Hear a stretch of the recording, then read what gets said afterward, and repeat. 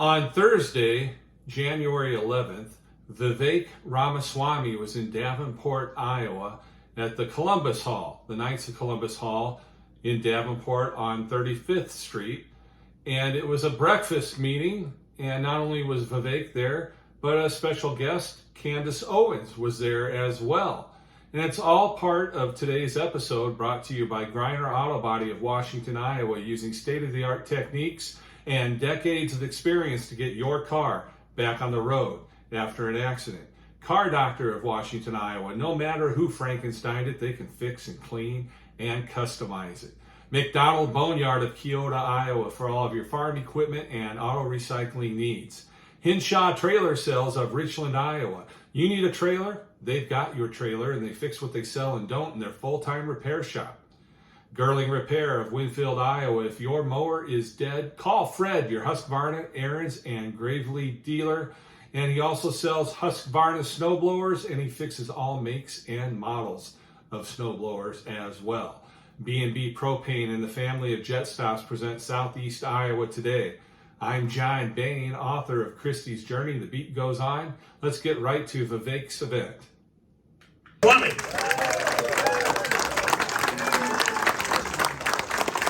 Give this man a round of applause for being a true patriot for this country. He's gone through a lot and is standing for truth through all of that. I've been proud to have Steve's endorsement. And we're actually going to be joined by our other friend, Candace Owens, who's just catching up with us too. So she'll be here in just a moment. So we'll take questions from all of you. But let me just kick this off with getting right into why I'm in this and what we need in this country. Cut right into. Steve, you're free to stay up here with me. We can take questions together. Okay. Although you're going to the next event soon, so that's good. I'll just step down Candace, come on up here. Here we go. Get up here, Candace. Give Candace Owens, my friend, a round of applause. Good to see you guys. You gotta say anything, everybody, before we get started? I do, actually. So I obviously, for those of you guys that follow me, just had a baby 7 weeks ago. And thank you. 3 under 3, a little bit crazy, but the reason I'm bringing that up is because what woman in their right mind would get up and go to a campaign event 7 weeks after they had a child? This is that important to me, and I think it is the reason that I am driven to be out here. When Vivek called me and asked me to come, I was like, I just had a foot surgery, I'm not walking, I'm postpartum, but I need to be there because I'm worried about the future of this country for our children. I had met Vivek before. He, fortunately for me, was featured in my Greatest Lie documentary. He was unpacking Woke Incorporated and really was somebody that stood strong against the tide of Black Lives Matter.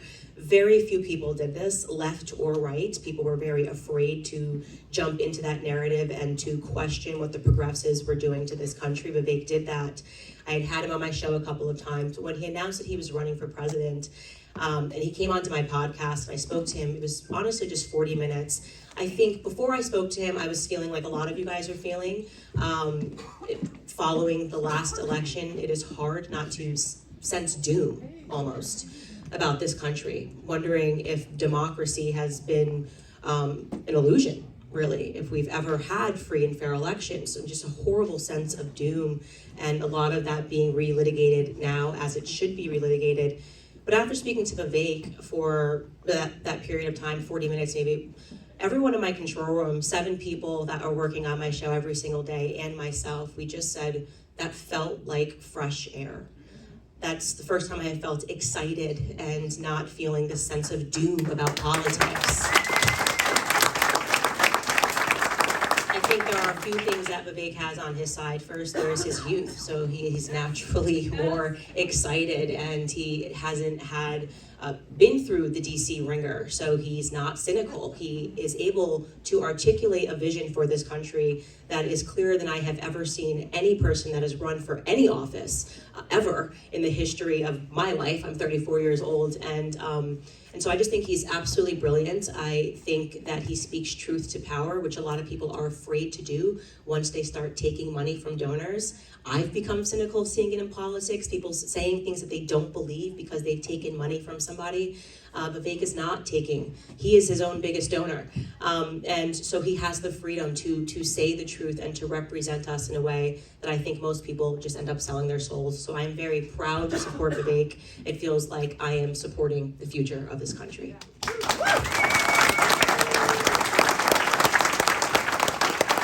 I appreciate that, and I'm not somebody who goes out and seeks, endorsements and plays that game or seeks mega donors, but the people who I'm here to stand with today, I'm proud of people like Steve King and Candace Owens. One of the reasons I'm proud to spend time with the people we are is these are people who have stood up to the mob in their own way. We all understand how the media will paint somebody as different than the truth of what they're saying, and now I understand what that looks like this year with what they're doing to me in this candidacy. But those are the kinds of people it's going to take to revive this country. And I'll just open this up before we open it up to all of you to take questions is, what are the two things I stand for as your next president? We say America first. It's great. I'm an America first conservative, but what does that mean? I think it just comes down to two basic things. Not asking a lot here. It's not Republican or Democrat or black or white. Forget all of that. Two basic ideas that we fought a revolution to secure in this country. Number one is we the people create a government that is accountable to us, not the other way around. That the people we elect to run the government should run the government.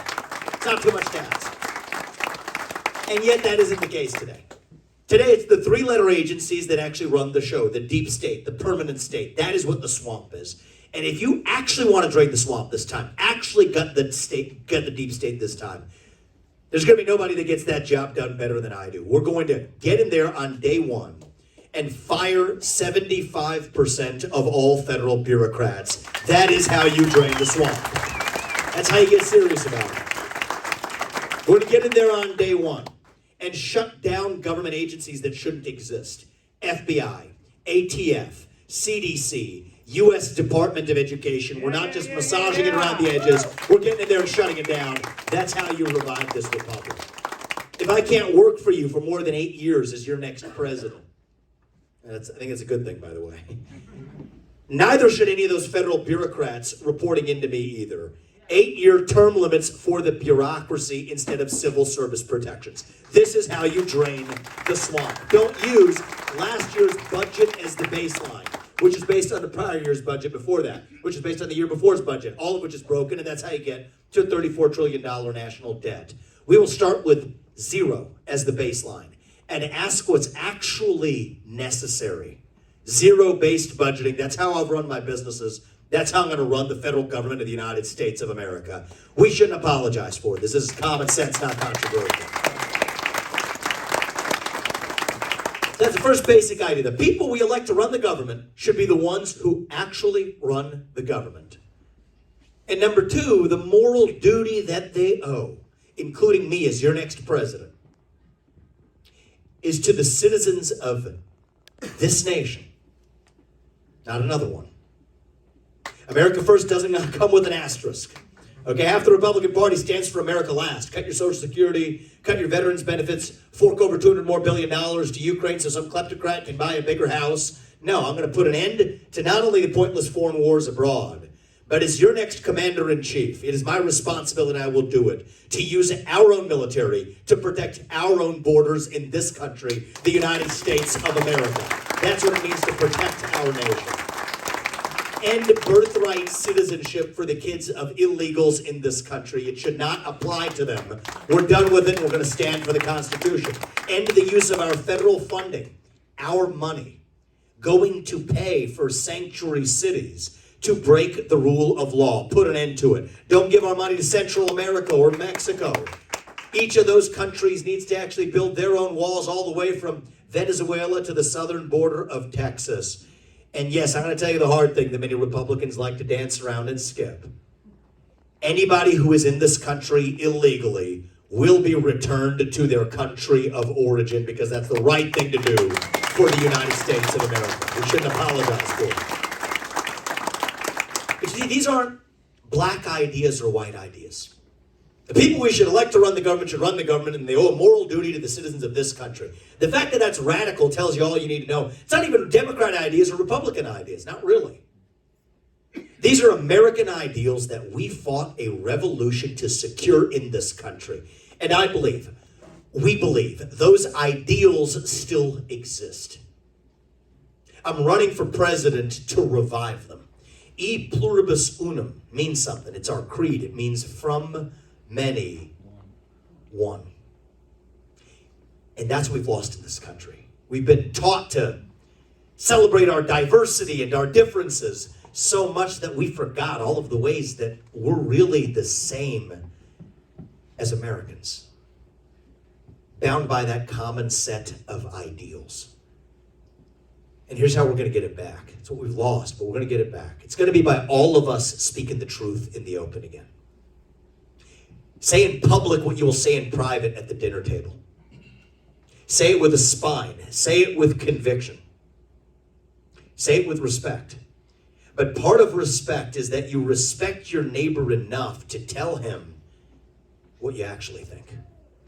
And you see, that's what this campaign is about. Speaking the truth, not just to the other side, but to our side when necessary. Not just when it's easy, but when it is hard. Frankly, I would rather lose this election and speak the truth than to win by playing some fake game of political snakes and ladders. But my bet is that's the winning strategy. I don't report to the donor class. Every politician's dancing to the tune of their biggest donor. I'm not somebody's circus monkey. I'm not going to be somebody's pawn on a chessboard. My biggest donor is me, and I report to you, the people of this country. And there is a reason why I'm the only candidate who can tell you that I will strip vaccine manufacturers of their special liability exemptions, because where there has been injury, there needs to be justice in this country. To tell you I am opposed to that CO2 pipeline, which is based on a climate change agenda that I will say it absolutely is a hoax, because it has nothing to do with the climate. To tell you that Ronna McDaniel, the failed chairwoman of the RNC, needs to step down after 5 failed years of leadership in our own party. How can we bring accountability to government? To tell you that I will pardon every peaceful January 6th protester on my first day in office, because it's the right thing to do for this country. So if you want somebody who's going to actually get in there and shut down the deep state this time and speak truth to power, then vote for the candidate who's going to speak the truth to you. And that's what I'm asking you for. It's going to be a cold night on Monday, I'm told. Well, it was cold when Washington crossed the Delaware, too. And it's a 1776 moment. And so I'm asking you guys to brave the cold and whatever else you need to. I'm asking you to do this for our country. Come out on January 15th. I'm asking you for your vote. Take the few days between now and then. Bring everybody else here in Scott County out with us. I came out to see the Scott County Republican women years ago, long before I knew I was doing this, when I wrote that first book, Woking. It is good to be back here. We started the campaign here. We started actually my own journey into public life right here. I want Scott County to help pull us over the finish line here in Iowa. And if you guys do your part, I'm going to do mine to make sure our best days are ahead of us. Thank you, guys.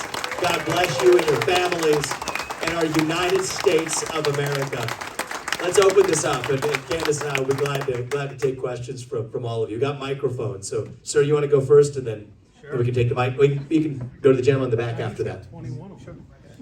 What's that? Yeah, but nobody else will get time because I have 21 questions. Oh, you pick your number one. Pick your top one. And then we'll go to the gentleman in the back. Thank you. Like you, I have kids and I worry about their future as well. Yeah. Okay, here is my top question. So everyone along with you have voiced numerous times that education in this country is the costliest burden on anyone. So I feel that that is the reason we have less number of highly qualified people. Particularly, the cost of becoming a doctor is much more than any other fields. What can be done to make it easier to get more skilled workers faster in this country? Interesting. I think the first thing I would say is, great question. We're gonna go quick to get to as many questions as possible, because I could go all day on this one. I will shut down the Department of Education. Let's start with that. That's an $80 billion budget. Kill the head of the snake. And use the money more effectively. Foremost, to put it to the states and to the people, so every parent is actually able to choose where they send their kids to school, which we don't have today. Get that done. That's a civil rights issue of our time. That not only brings down the cost by draining the bureaucracy, it improves the quality of what every family is able to get for their kids. And just as it relates to the K through 12 piece of this, I'd also say get rid of the teachers' unions while you're at it, the public teachers' unions, so they can actually compete with private and charter schools. And if you're going to teach it in the classroom, put it on the internet. And if you don't want to put it on the internet, don't teach it in the classroom. That's K through 12. Shut down the Department of Education, give the money back to the states and the people. But as it relates to higher education, which is a big part of where we've tilted the scales away from people gaining useful skills, what we've done is the Department of Education also tips the scales to four-year college degrees. Gender studies major in California or whatever, take on some debt while you're at it and some subsidies from the federal government, without doing a thing for people who actually want to go through 1 or 2 year vocational programs to become a welder or a carpenter or a mechanic or a plumber or a builder, all of which, or an electrician, all of which we have shortages of in this country, which create a labor supply shortage, which in turn leads to not only a shrinking economy, but a loss of self-confidence among the people who are unable to apply the skills they gained in their college education, saddled with college debt that actually isn't giving them a head start on the American dream at all. And so that's, I think, the link between education. The only other thing I would say with respect to the skilled worker shortages, stop using our taxpayer money to pay people more money to stay at home instead of to go to work. It's not good for anybody. It's not good for the economy. It's not even good for them. Sitting in your parents' basement playing video games, smoking pot, that's not actually good for depression or anxiety either. And so these things go together between education and economy and the mental health epidemic in our country. We as a government are paying for it. You have $34 trillion in national debt. I will stop using our taxpayer money to pay people to do the exact opposite of what's best for them. Pay single mothers more money not to have a man in the house than to have a man in the house. Pay people more not to go to work than to go to work. Pay people more not to repay their student loans than to repay their student loans. Go to Kensington, the inner city of Philadelphia. The aid programs that we're funding, I've seen it with my own eyes, giving away crack pipes and needles in the name of helping people. That's not compassion, that's cruelty. And that's how you fight our national debt, and that's how you also revive this economy. That's how I'm going to lead. Thank you, sir. I appreciate that. Go to the back there. Hey, thanks. I'm a precinct captain for you now. Thank you, brother. I appreciate that. You're going to bring this home for us. So, this was from last time I didn't get to ask you.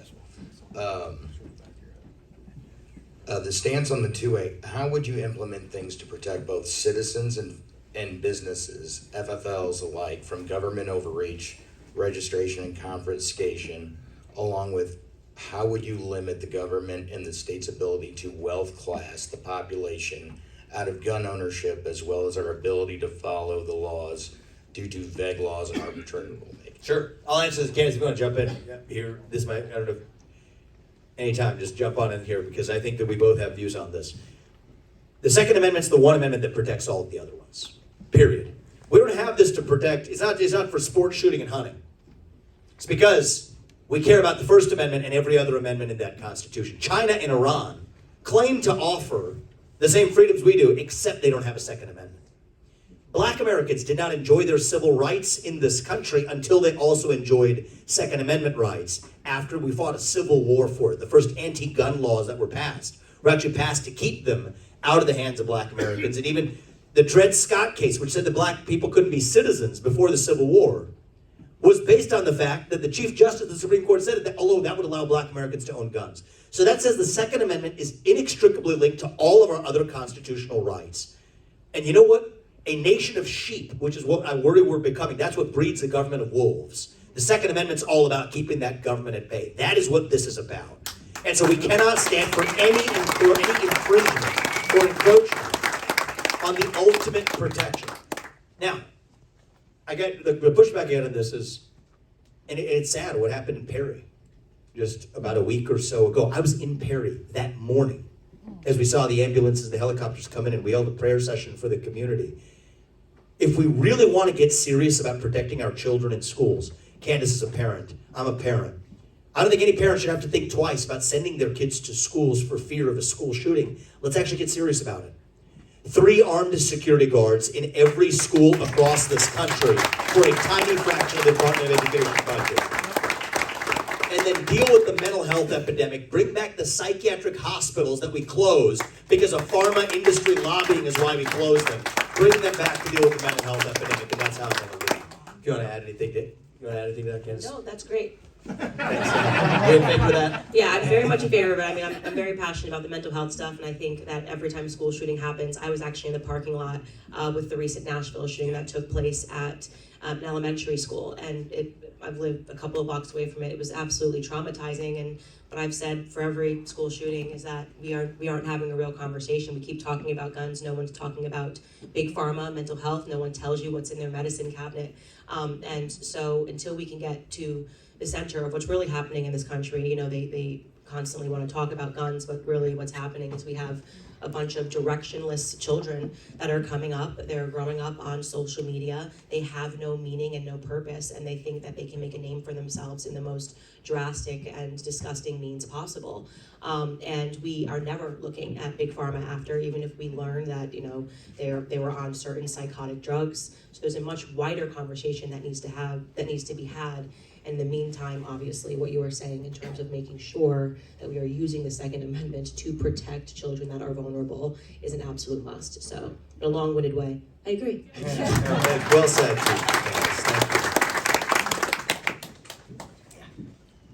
Thank you. I'm undecided at the moment, but I would like to ask you, I'm going to try to shoe in two quickies. What do you think are the two most important functions of government that the president could affect? And also, what are any legal barriers to firing 75% of the deep state? Sure. So the second question is an excellent one, because this is how they duped Donald Trump. They duped him. They said you can't fire those employees because of civil service protections. Which say, I don't know, if you work at the SEC, I can't fire you because we disagree on the Second Amendment. Those civil service protections only apply to individual firings. That's the purpose of them. They do not apply to mass firings. Mass firings are absolutely what I am bringing to the DC bureaucracy. So it takes a president who understands the law to use it in our favor. Okay, they told him you can't shut down government agencies because that requires Congress. Read the law. Under existing law, the U.S. president, if it promotes efficiency of operations in government, or if it eliminates redundant agencies, can shut down those agencies. Take the FBI. I'm the only candidate in this race. I'm not telling you I'm going to build another big building for the FBI. I'm not going to tell you just fire Christopher Wray. No, I'm going to shut it down, and here's why. Take those 20,000, there's 35,000 employees at the FBI. 20,000 of them are back office bureaucrats at the J. Edgar Hoover building. That's still what they call it, for God's sake. They're going to go home and find honest work in the private sector, period. 15,000 of them are cops, investigative agents on the front lines. We will move them to the U.S. Marshals, which has actually been far more effective in fighting child sex trafficking rings and even the fentanyl epidemic. We'll move them to the Financial Crimes Enforcement Network at the U.S. Treasury to go after the future FTXs and SBFs and financial fraudsters of the world, with greater actual ability to do so, specialization to actually prosecute the crimes that we're failing to prosecute in this country, but making up new crimes to prosecute from everybody from Donald Trump to concerned parents who show up at school board meetings calling them domestic terrorists. That's at once how you end the corruption, do it in a way that improves effectiveness, and most importantly, do it within the bounds of the law, because, as I told you, if it's a redundant agency, as I told you with the U.S. Marshals and the other agencies, I can tell you the FBI is redundant. That's the legal basis for doing it. And I'll tell you, the current Supreme Court agrees with me 6-3 on everything I'm telling you. And so will I get sued for it? Yes, we will. That's a good thing, because then we take it to the Supreme Court, we win, we codify that in judicial precedent, then the next president who comes after me won't have his hands tied in the same way. And I think that, thank you, I appreciate that. That's how we're going to do this. And I just want to say a word about the choice that you have to make. If you don't mind me asking, well, I'm always a big fan of candor. Who are you considering at this moment? DeSantis, okay, got it. I was just wondering about Donald Trump, but DeSantis, it depends on whether you want to, depends on what your belief system is about shaping the administrative state. DeSantis' position on this is fire Christopher Wray. I believe that's an optical illusion designed to appease you, and in Ron's sense, I think he kind of believes that that would do the job too.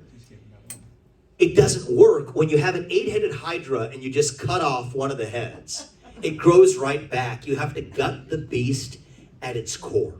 So I don't believe Christopher is going to do a darn thing. You get James Comey 2.0 right after that, and the charade goes on, the beat goes on.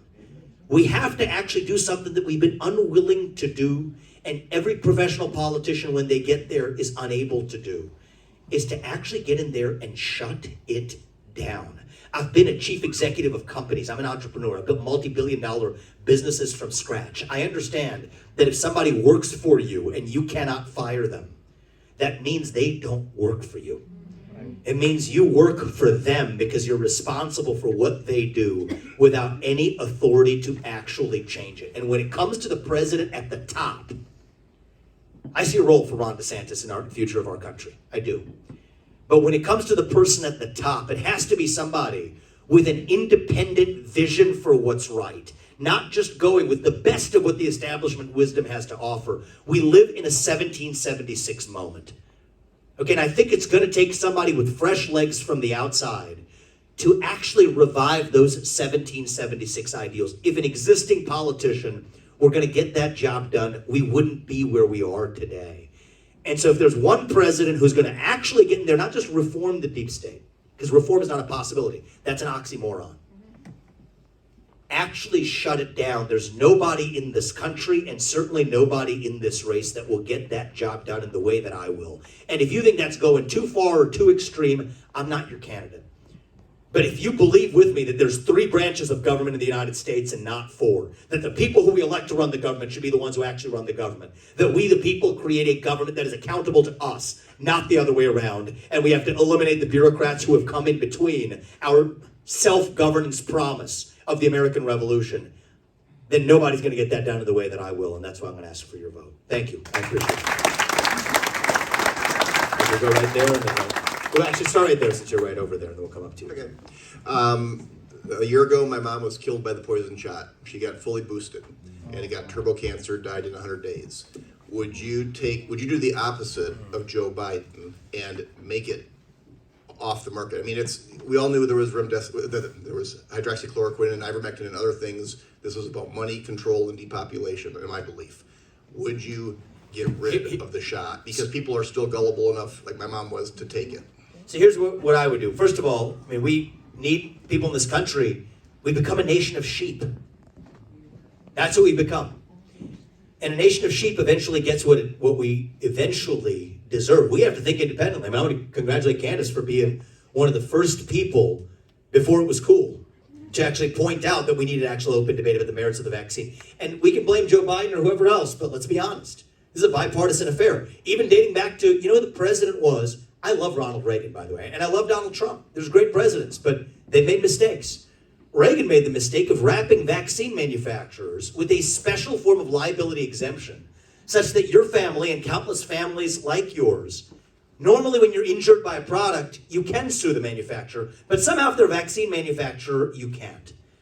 And so my view is, everybody who's been injured deserves the ability to sue for their injuries. Strip those special liability exemptions. And from Donald Trump to Ronald Reagan, any other Republican, I'm the only one standing for repealing those liability exemptions. The same thing I'll tell you with respect to actually people who were kicked out of our own U.S. military. Young men and women who wanted to serve this country, put their lives on the line, were told they couldn't do that unless they actually took the COVID shot. That was wrong, and I'm again the only candidate who has pledged as commander-in-chief to say every one of those individuals will be restored to their positions with 1.5 times back pay, because that's what it means to restore justice. So I can't change the past, but we can do what's right, and we can change this for the future. And what I'll say is, I'm a medical choice absolutist. I believe that even if the FDA hasn't approved something, you should have the right to take it. Hydroxychloroquine, on down, a lot of approvals for people with life-threatening diseases. They can't access those medicines because the failed drug administration lobbied for by Big Pharma is standing in the way. But just because the FDA has approved something should never mean that you're required to take it either. That's what true autonomy means in the United States, and that's what I stand for. Thank you, sir. And Candace, this is such right down your alley. Yeah, and I'm probably the most passionate about this topic. I'm obviously, if you've read anything about me, they call me an anti-vaxxer because I was the first person who said, hold it here, and that's because personally, I was injured by the Gardasil vaccine, which is a totally different vaccine, but rolled out in a similar fashion, a fear campaign followed by everybody get it. And if you don't have bodily autonomy, you don't have freedom at all. If you don't have the ability to say, I don't know if I'm ready or I don't know if I want this. You don't have freedom at all. And what happened during COVID, first I want to say to you, I'm really sorry that you lost your mother. It's egregious. I view that as a government murder, that they're allowed to do that, and there's no recourse. It's just, oh well, we got it wrong. They knew what they were doing. I think Big Pharma is one of the greatest evils that we face in this country. It is in fact a medical cartel, and our government working in lockstep, creating these bureaucracies, the CDC, the FDA, they're beholden to absolutely nobody, and when they get it wrong, they don't have to apologize. And so this is to me, one of the most critical issues that we're seeing. Last night, we met a young man who was perfectly happy, healthy, serving in the military, and got the COVID shot and developed Guillain-Barré syndrome, and now he uses a cane, and he said that he lost his child and wanted to know what Vivek was going to do about it. And so it's going to get much deeper than that. It's also saying that your kids can't go to school unless they get a bunch of shots. I think they just added COVID-19 to the list for children, if I'm correct about that. They're also, so it's a great evil, and it's going to take a lot of bravery for someone to stand up to it, because unfortunately right now we have more Big Pharma lobbyists in DC than we have congressmen. It is egregious, it is outrageous, and it, like I said, is one of the greatest evils. Forget the Mexican cartels you read about. The greatest drug cartel exists in America right now in plain sight. It requires people to make independent decisions, and I'll just say on a first personal, that's why we've made the decision not to. Despite what the guidelines or anything say, we made the decision not to vaccinate our kids with the COVID-19 vaccine because it makes no sense, and it requires all of us to start thinking independently again. So we'll come to you. Not a risk. Ms. Owens, thank you for coming. I actually told my wife yesterday, we were standing in our home office, and I said, hey, Candace Owens is coming. She was immediately in. She just said, yes, I'm going. We got to get tickets. I even made her get the tickets online just to prove she wanted to come. So thank you very much for coming to Iowa. We appreciate you. Thank you so much. It's an honor to be here. So, Mr. Ramaswamy, I'm a veteran. I served in the United States Army for 9 years, deployed to Iraq once. Thank you. Part of the reason your campaign appealed to me is because you seem to have a reckless abandon for the idea of just saying what needs to be said. America needs that very much, and you're doing a great job. My question for you is, if your term was limited because you needed to do things to only one term, would you just fall on that grenade, so to speak? Would you just go hard for America just for that one term in order to serve our country? The answer to that question is yes, and I've thought deeply about this, right? In the same way that I don't covet this position now, and you can look at the life that this country has blessed us with, the fact that Apurva and I are raising a 3.5-year-old and a 1.5-year-old, the fact that she's a surgeon, a throat surgeon, saving cancer survivors, keeping her full-time job, making a difference for this country, building businesses. I can tell you, we're not doing this out of coveting this position. When I'm in there, I shouldn't be coveting a second term, because that modifies what people end up doing in their first term. So I think it's important that we have a 2-term president. I expect to be one, but I'm not going to keep that in mind when I'm making the decisions that I'm making in that, not only first term, let's talk about the first few months. This is when you're actually going to get the most done. And the thing I'm going to be able to do for you is most of the change I'm promising isn't I will go through Congress to do this, that, or the other thing. The things I'm promising you are the promises I can and will keep as your next president in my capacity as president, the leader of the executive branch. Shutting down those federal bureaucracies, ATF, FBI, CDC, Nuclear Regulatory Commission, U.S. Department of Education. We get that started on day one. Firing 75% of federal bureaucrats, get that started on day one. Moving our troops as commander-in-chief to our own southern border and our own northern border too. That starts on day one. Ending birthright citizenship. And they're going to come for me for this one. This is the third rail you're not supposed to touch. Ending birthright citizenship for the kids of illegal migrants. I get to do that as your president, and here's why. The 14th Amendment, the opening words of it, all persons born or naturalized in the United States and subject to the jurisdiction thereof are citizens. They're not subject to the jurisdiction, so they're not citizens. These are things I'm doing as your next president, where a traditional politician, I think, would be looking at, well, how's that going to affect my general election numbers the next time around? Not me. I still told you, the same way for this election, I would rather lose an election and speak the truth than to win by playing some fake game of partisan politics. But I actually think that's going to be the winning strategy.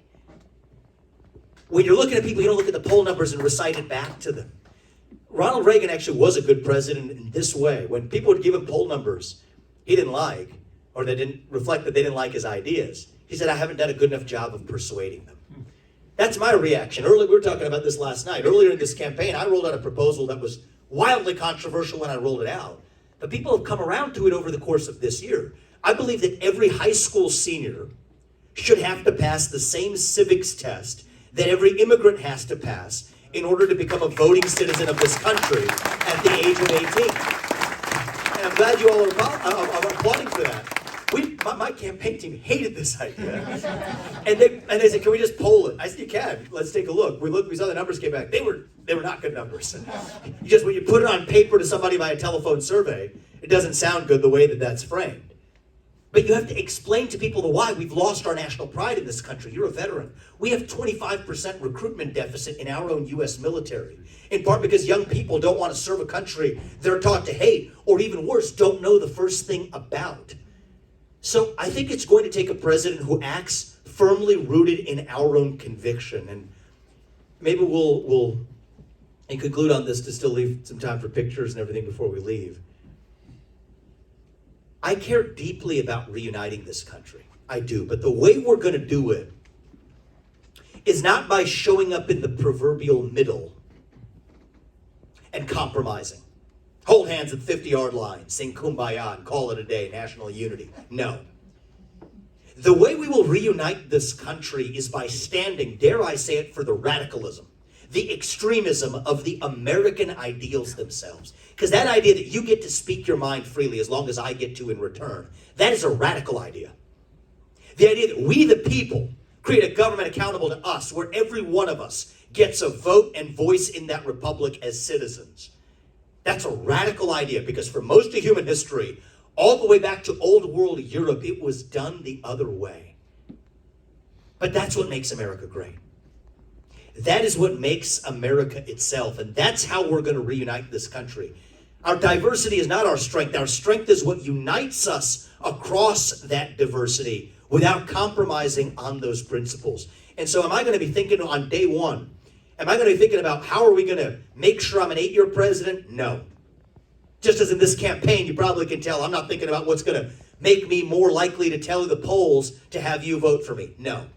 I'm going to tell you who I am and what I stand for in this campaign as your next president. I'm going to keep the promises that I made to you here with conviction, because I know they're the right thing for this country. And I believe in the people of this country, that even if they don't see that in the short run, it is my job as your leader to lead our people to understand that over the long run. And so I expect I will be a 2-term president, not because we're trying to, but because the people of this country call on us to do it, because we did the right thing. And I think it's an excellent question, and it gives you a sense of how we're going to lead. Thank you. My friend Rowdy, I can't leave you hanging. Good man here. America First Patriot, I can't leave you hanging. I So many of our appreciate that. events. I appreciate that. And I'm first of all going to address it to you two, and then by expansion to the United States. When I was a child, I was watching a cartoon series around the world in 80 days. And I remember this phrase, the key to fear is knowledge. And we suffer in this country because of a lack of knowledge.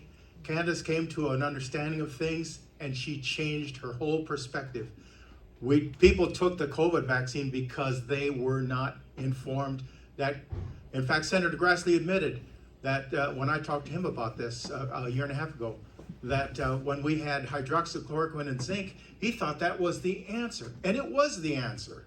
And people would not die from it. They would get over it, and they'd have immunity. So where I want to go with this is with regards to the pipeline, and thank you for going to the Capitol and speaking on this. People don't realize how critical carbon dioxide in the atmosphere is to farming and all life. That's Without carbon dioxide, we're dead.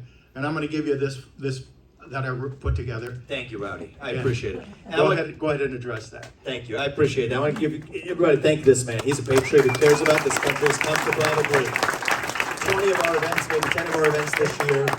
I'm grateful for it. Carbon dioxide is plant food. The earth is covered by more green surface area today than it was a century ago because of the emission of carbon dioxide, and that's a good thing. But the fact that I'm the only candidate who's able to sit here and tell you that the CO2 pipeline is wrong in its use of eminent domain says a lot about how broken our American politics actually is and how corrupt it is. And you talked about truth, Rowdy. I'm going to close on this, is you all have a choice to make on January 15th. Here's another hard truth I want to make sure we understand. For those of you like Rowdy, like me, who have been supporters of Donald Trump in the past, and I support the man and what he stands for today, if you think they're going to let this man get anywhere near the White House, I want you to open your eyes. This system has made clear they will stop at nothing, and I mean nothing, to keep this man away. The plot is hiding in plain sight. They want to narrow this to a two-horse race between Trump and a puppet who they can control, eliminate Trump one way or another, and trot in their puppet. We cannot fall into that trap. They are selling us the rope today that they will use to hang us tomorrow. Last time it was a man-made pandemic and a rigged election by tech and worse. This time they will stop at nothing. And so I'm asking you to do the right thing on January 15th. Our America First movement did not begin in 2016. It began in 1776, and we owe it to our founding fathers and to our country to make sure we have another 250 years and then some still left. And so we got to skate to where the puck is going. Don't get to a year from now, look back and say, were we shocked by what happened? Or are we going to say, what were we thinking when we were led into their trap? And so even if it's a little different than what some of you were thinking of 3 months ago or 6 months ago, I'm asking you to do the right thing for this country. That's why I'm asking for your vote on January 15th.